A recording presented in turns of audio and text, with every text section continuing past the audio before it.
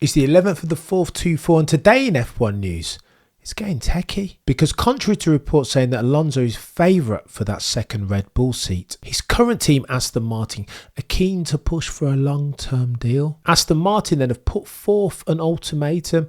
This expires in the next 2 weeks. MUS reports that Alonso, though, is super keen on the Red Bull seat, notwithstanding the fact that he'd have to compete against 3 soon-to-be 4-time champ, one Max Verstappen. Oh, just picture the scenes. An Aston Martin team principal, Mike Crack, has spoken to this point. They're super keen to keep Fernando Alonso, owing to the fact that he's responsible for 75% of their points since his arrival last season. Worthy of note too is that even at 42 years of age, the Spaniard at the time of writing shows no sign of slowing down, hence why Crack is super keen to sign the Spaniard up to another multi-year deal. Oh, and by the way, the rumour mill around Max Verstappen leaving Red Bull for 2026 they're running is still rife. Though when asked, the man himself said that he has no plans to leave the Bulls that are red so long as everything stays as it is. There, of course, the Dutchman is alluding to Helmut Marko staying on as a Red Bull consultant. Were that no longer the case, there is now a clause within Max Verstappen's contract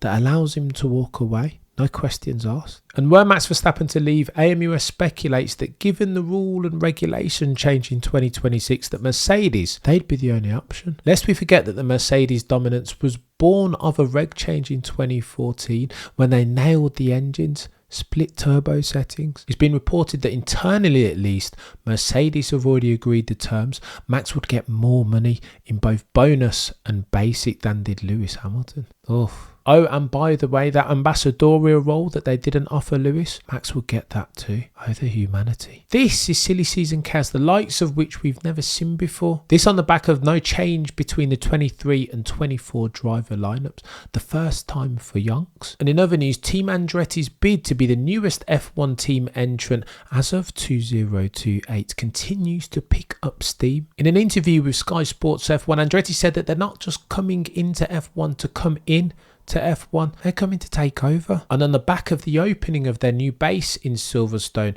Andretti says that once everyone understands what we're trying to do, we'll get to the point when they can't refuse us. At this point, F1 won't, no they can't say no. And Sky F1's Craig Slater reports Andretti are planning to have 1,100 staff on deck, 4 times more than Haas F1. In human resource terms, that's in line with Red Bull, for Pete's sake. The flame that is Andretti's determination to prove the naysayers wrong burns brighter now than it ever has done. And speaking of optimism, hope springs eternal over at Maranello as they seek to institute upgrades between now and Imola that hopefully will bridge the gap between them and the Bulls that are red. Ferrari's Enrico Cardile has spoken of a technological breakthrough that they hope will unleash up to 2/10 as soon as Imola. And this upgraded iteration of SF24 they're calling version 2.0. And here's what that'll look like.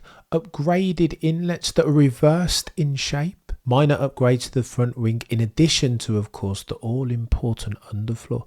That will be reshaped. Expect too to see changes to the side of the cockpit halo inlet settings. In terms of lap time improvement, technicians are expecting to see 2/10, 1/10 due to downforce and 1/10 due to aero efficiency. The overarching objective from Maranello is clear: put some pressure on Max Verstappen. And that for millions of F1 fans is commendable and in stark contrast to all the noises being made at the outfit from Brackley and Brixworth. Post-Japanese Grand Prix, Toto Wolff had this to say: no one this year is going to catch Max Verstappen. His driving paired with the car is just spectacular. You can see how he manages the tyres. Basically, this season is just the best of the rest. That's it. To which rival team principal Christian Horner responded, it's very early to write off the rest of the year. There's still 20 races left. But over the years, I've learned not to listen too much to what Toto Wolff has to say. Oof. And post the Japanese Grand Prix, the Channel 4 team of broadcasters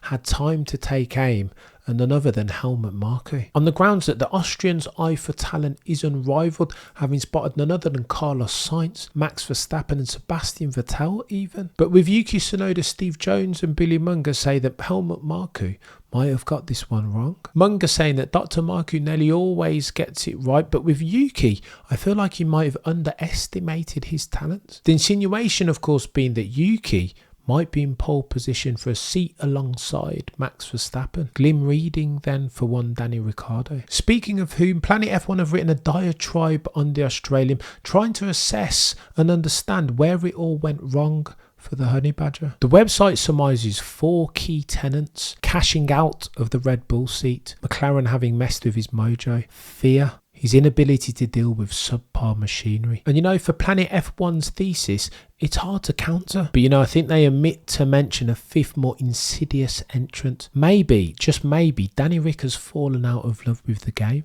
This happens. Speaking of which, Max Verstappen has said on many occasions that he's here in F1 for a good time, not a long time. But now the Dutchman is speaking out about the 26 rule and reg change, voicing indeed his disapproval. Verstappen saying of F1's incentive to bring in active aero that I'm not sure that's the direction we need to head in. Hopefully though we can optimise for these things. For me it's more important to fight the weight of the car, to try and optimise for that instead of these tips and tricks to try and manufacture overtaking. Verstappen reiterates there must be different ways to do this. Max continues, my personal view is that these cars are just too heavy, and if I were to change something tomorrow it would be that. And you got to think that those are sentiments that F1 fans around the world would echo. And to the growing acrimony over at Mercedes, it's been reported today that Lewis is to face transition talks with team principal Toto Wolff. As 25 and Lewis's move over to Maranello approaches, as you'd expect, Lewis will be phased out of engineering discussions. Asked whether discussions will be held as that time moves closer,